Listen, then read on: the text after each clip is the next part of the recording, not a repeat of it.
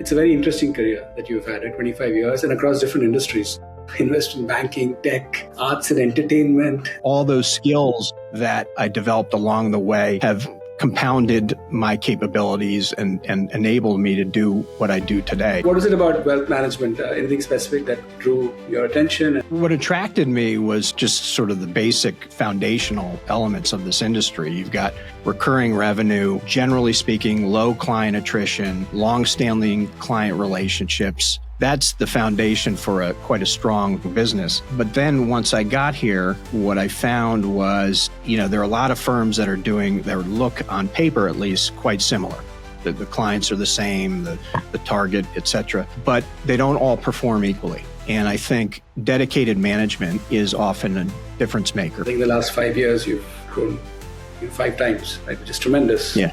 I'd love to learn a little bit about the secret sauce, but also the growth. I'm very curious how much of that is organic versus inorganic. So it's all been organic as it happens. What I can say is our approach remains consistent, which is, I'd say, threefold. First is staying true to our niche. The second is, I would say, our operating discipline. And then I would say the third thing, which makes it even more unique, is sort of our proactive approach to the business.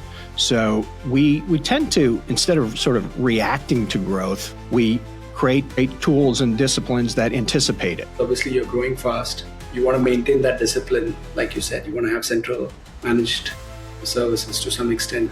Technology obviously can be a huge lever if you use it appropriately. So how does the firm kind of go about picking the right problem statements? So the first thing I'd say is, and I'm not the one, I can't own this statement, and I'm not sure who said this, but there's the statement that, good technology doesn't make up for bad processes. So you have to start with a foundation. Talking about AI, how's kind of, your firm approaching AI?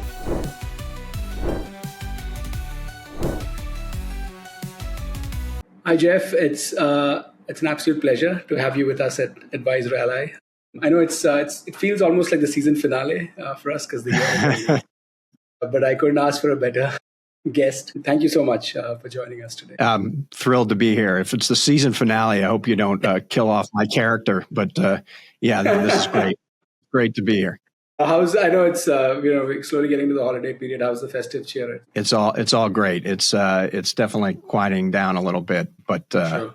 But it's been a great year, and we're excited for 26. Right. No, I completely agree. And I was debating whether I should be sending the thank you and happy holiday note last week or this week, depending on when all our clients will be leaving. But you're right. Actually, it's definitely slowing down. But let's jump straight into it, Jeff. Very excited for the session today.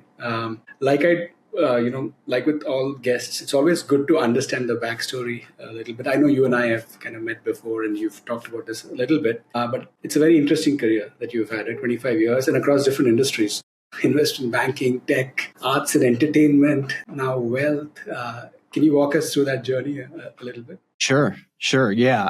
Actually, it's definitely not been the, let's say, the typical linear path, but I like to think that it was more about the skills development and where I am today. So yes, at post-business school, I started in investment banking, and I like to think that was where I developed a lot of my analytical skills that I carry with me today. It's sort of the intersection of finance and strategy and fiscal discipline that a lot of those I carry with me throughout. I left there and joined, as you say, a PE-backed tech startup, and that was quite literally the proverbial building the plane while you're flying it. It was quite fast moving. It was my first exposure.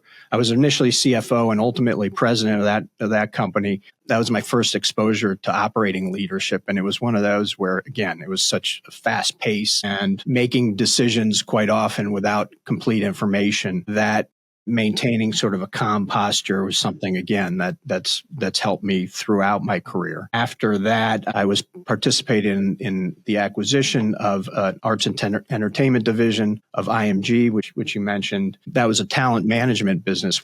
As it happens, very similar to this business. But that was a global organization. We were operating throughout the world, a much larger organization. And that was about cultural alignment and people leadership. And that taught me a lot.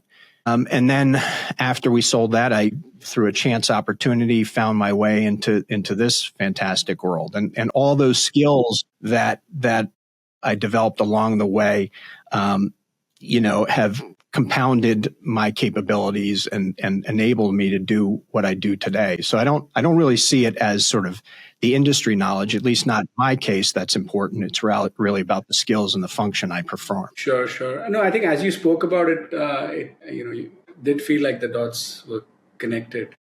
Yeah. And how one thing kind of led to another. And I will get back to the point about building the plane while flying, and we'll see if you're doing that at Bogart as well. But we'll get to it in a bit. But what is it about wealth management? Anything specific that drew your attention? And clearly you've stayed there, right? One firm after another. What attracted me was just sort of the basic foundational elements of this industry. You've got recurring revenue, generally speaking, low client attrition, long-standing client relationships. That's the foundation for quite a strong business. But then once I got here, what I found was, there are a lot of firms that are doing their look on paper, at least, quite similar.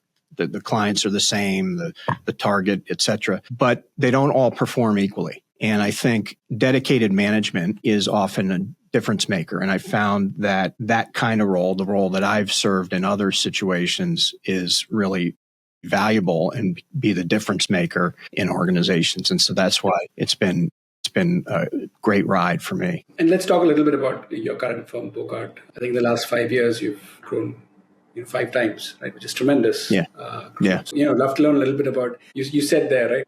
Not every firm is the same. I'd love to learn a little bit about the secret sauce, but also the growth. I'm very curious how much of that is, organic versus inorganic.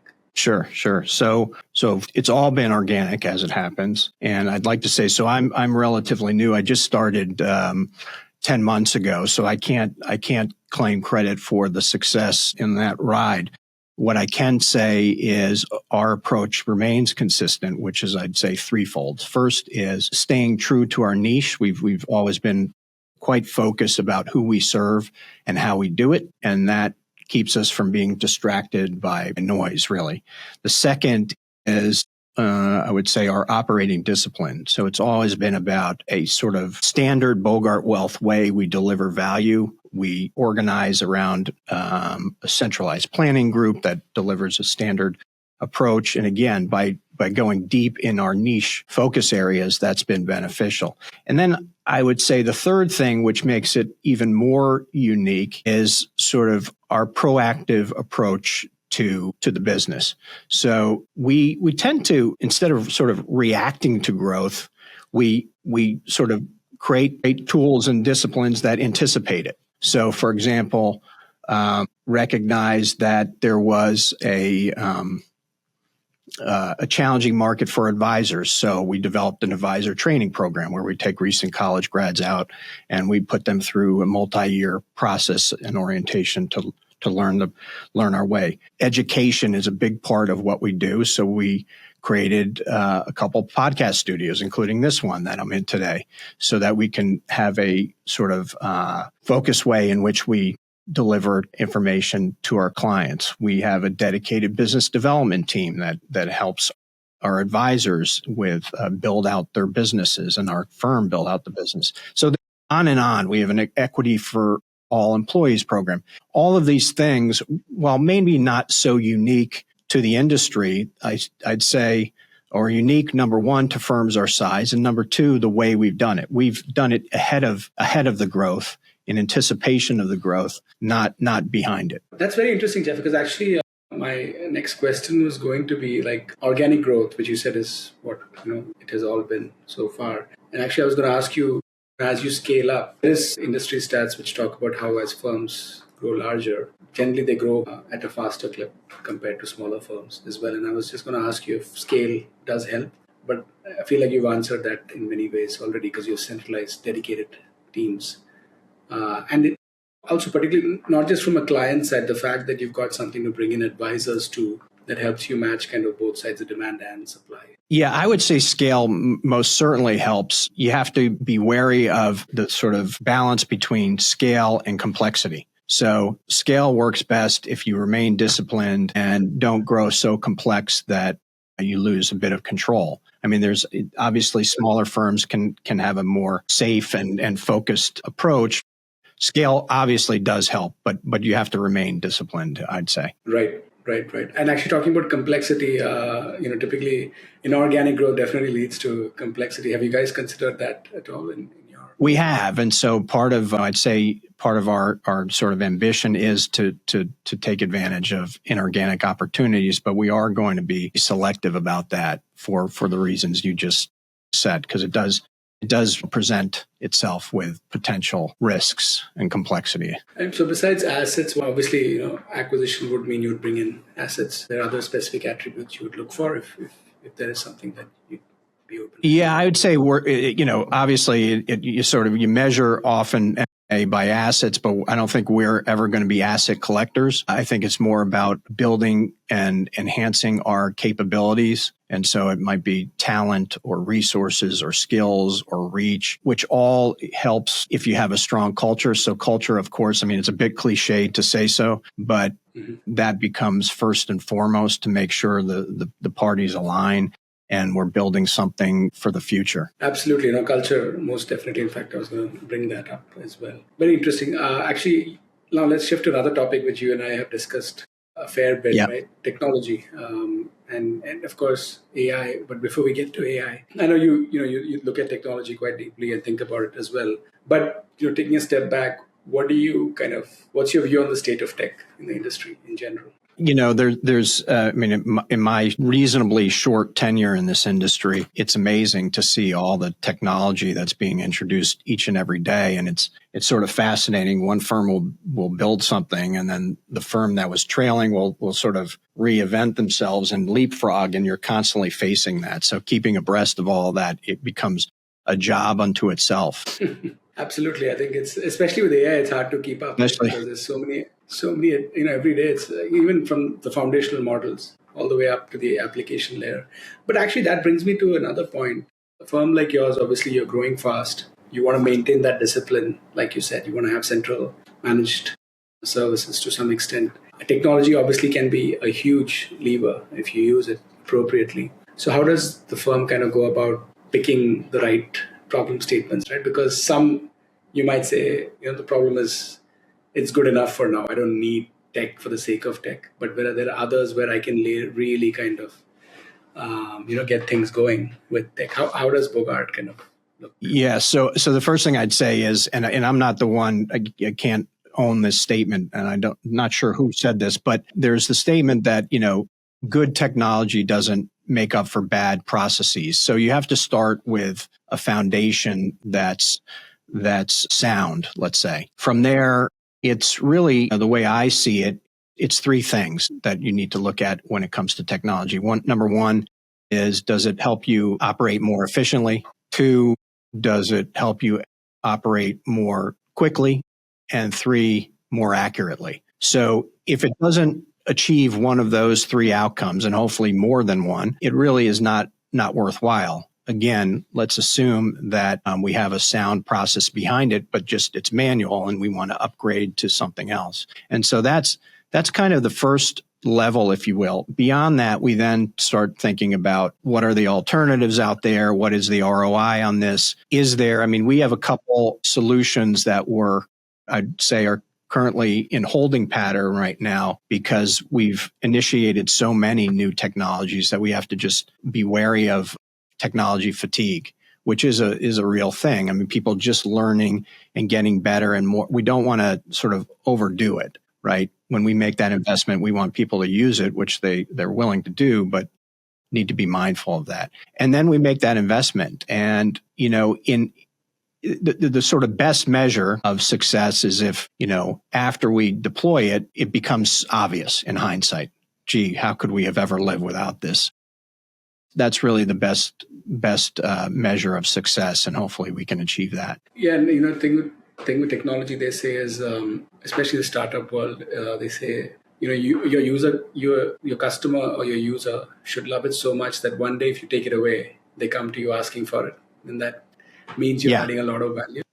That's perfect. That's perfect. And I agree with you. I think there is tech fatigue. A lot of firms are using 5, 15, 20 different tools. I think there's this whole learning curve as well, right? The staff needs to kind of get used to the new tool and to actually even use it to its full extent. There is that as well. That's the issue that we're facing for sure. As we launch new things, which people were clamoring for and they wanted it, but then it takes a while to get it going, to make it work for us, to make it sort of applicable to the way we run our business, et cetera. And that takes time.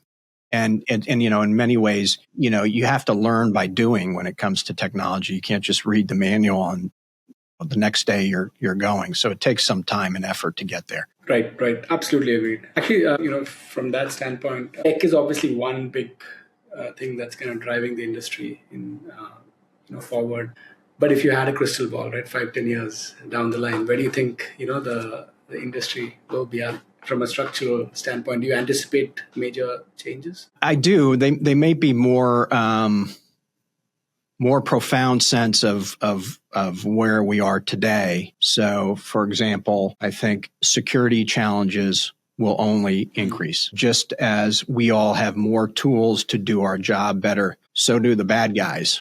And so we've got to protect against that. And so all these capabilities, there's more coming at us. And whether it's cyber risk or AI impersonation or the downstream effect of that, which is more regulatory demands on organizations, again, are going to be increasingly profound on RIAs. And this goes back to the sort of scale thing. You want to have the scale to be able to invest in tools that can prevent that, but you don't want to be so complex that you expose yourself to those dynamics. The next one I would say is regarding planning. I think planning will move from, there's been, the sort of genesis of our industry started with the portfolio management side, and planning has increasingly come to the forefront. But I think where it is today is more periodic and not continuous. And I think over time, it will be more and more continuous demand for clients. They expect it in real time. The issues that they're facing are more profound today, whether it's tax law changes or their changes in their lifestyles, which are increasingly more common. And so it's more of a continuous process and not a periodic one. And then I'd say the final one relates to, and perhaps this relates to AI, which is the importance of data. I think it's critical that firms have both what I would call robust in terms of having a breadth of data about and of their clients, but also highly, let's call it with high integrity. So it's clean.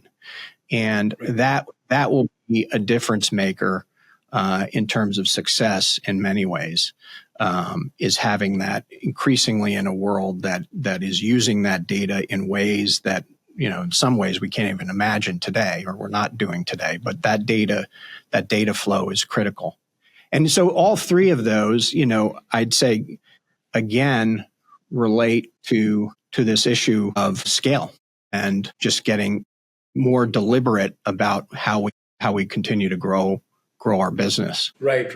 And actually, your point, even 2 and 3, I see a clear linkage there, especially with new technology, AI, right? I think data is cleaner, it can be brought together. It can also be real time. I think maybe in the past, without the right set of tools being available, even you have a couple of touch points or 3 touch points with a client during the year. Your financial plan is only going to be discussed at that point. Whereas today, probably, advisors will also have the bandwidth, or technology will help them be a bit more proactive. And clients will probably expect that as well. So that makes total sense. Yeah, I think, what's happening in our business is that the expectation, the sort of table stakes, if you will, have only raised. And so the clients just expect more. They might not be paying more for that, but they expect more. And technology helps us get there so we can deliver that again faster, more efficiently, and more accurately. But they expect more, and that's what's going to happen. I think in the planning sphere, that's definitely going to happen. Completely agreed. Talking about AI,